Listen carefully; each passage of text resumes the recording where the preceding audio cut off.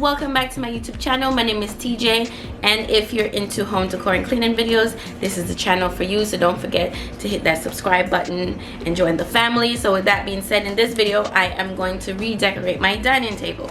Now if you watched my other video, my previous video, you'll see that I had a plant on there. However, I am not happy with the plant, so I got rid of it. For some reason all I saw was a big dust collector, and I'm allergic to dust really bad. So I don't know, it just made my home feel closed in.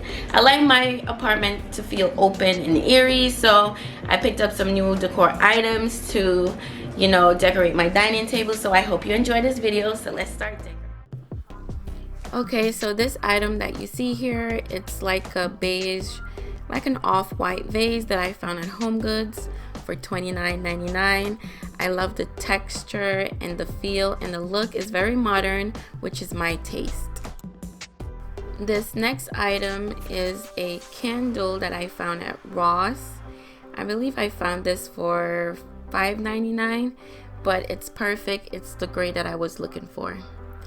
And of course I'm going to reuse my Z Gallery candle holder that I got on sale as a clearance, and of course my peel off leaf. I'm gonna reuse it in this space. I'm in love with them, so I think they're perfect for my dining table.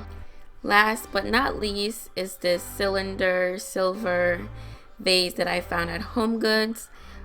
It's $14.99. I love the texture and the look of this vase. It goes perfect with the other white vase. It has the same, you know, design that's going around the vase, so I thought it would have been a perfect combination for all three pieces.